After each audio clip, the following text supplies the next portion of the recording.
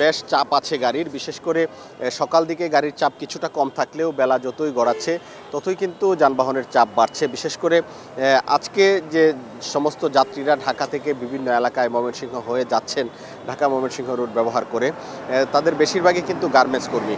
Garments ছুটি হওয়ার কারণে আজকে কিন্তু বেশ চাপ বেড়েছে। আমরা সকাল থেকেই দেখছি যে বিভিন্ন বাসে করে বিভিন্ন এলাকার, বিশেষ করে ঢাকা ময়মনসিংহ মহাসড়কে ময়মনসিংহ ঢাকা রুটে যে সমস্ত বাস চলাচল করে, এর বাইরেও কিন্তু বিভিন্ন রোডের ঢাকার গাজীপুর সহ বিভিন্ন এলাকার বাস কিন্তু এখানে আসছে।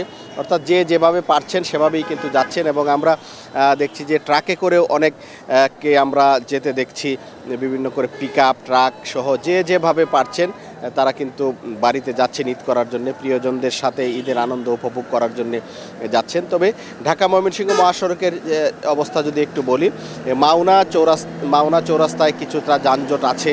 যারা বাস চালক এবং যাত্রী তারা আমাদেরকে জানিয়েছেন। ভালুকা এবং ত্রিশালেও ধীরগতি আছে, তবে যানজট নেই, কোথাও বসে থাকতে হয়নি, ধীর গতিতে আসতে পারছে। আমরা যে জায়গাটিতে আছি এটি হচ্ছে ঢাকা ময়মনসিংহ মহাসড়কের দিগারকান্দা বাইপাস মোড়।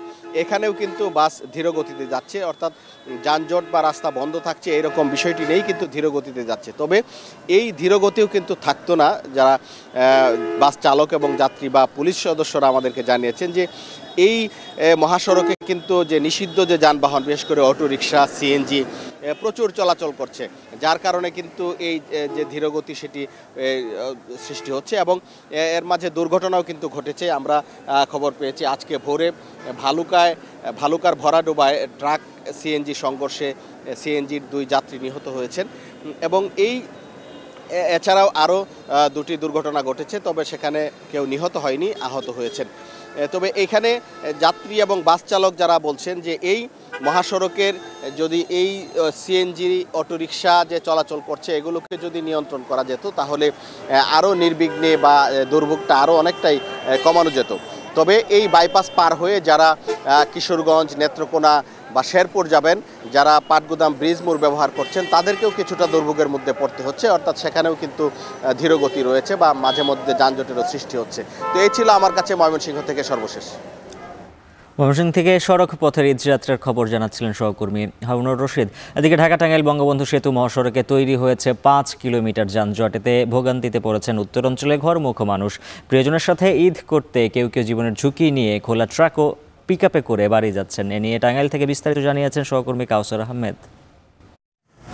আমি আছি ঢাকা টাঙ্গাইল বঙ্গবন্ধু সেতু মহাসড়কের জোকারচর এলাকায়। এই এলাকা থেকে বঙ্গবন্ধু সেতু পর্যন্ত এখনও পর্যন্ত প্রায় 5 কিলোমিটার এলাকায় যানজটের সৃষ্টি হয়েছে। এতে করে ভোগান্তিতে পড়েছে উত্তরাঞ্চলের হাজার হাজার মানুষ। ইতিপূর্বে সকাল থেকে কিন্তু এই মহাসড়কের এলেঙ্কা পর্যন্ত প্রায় 14 কিলোমিটার এলাকায় যানজটের সৃষ্টি হয়েছিল। এর কারণ হিসেবে পুলিশ বলছে যে রাতে একাধিকবার বঙ্গবন্ধু সেতুতে টোল আদায়ের কার্যক্রম বন্ধ রাখা হয়েছিল। এর কারণ হিসেবে বলছে যে সেতু থেকে পর্যাপ্ত পরিমাণ গাড়ি টানতে না পারার কারণেই কিন্তু এই টোল আদায় কার্যক্রমটি বন্ধ ছিল। আর এছাড়াও এই মহাসড়কে অতিরিক্ত গাড়ির চাপেই এই যানজটের সৃষ্টি হয়েছিল।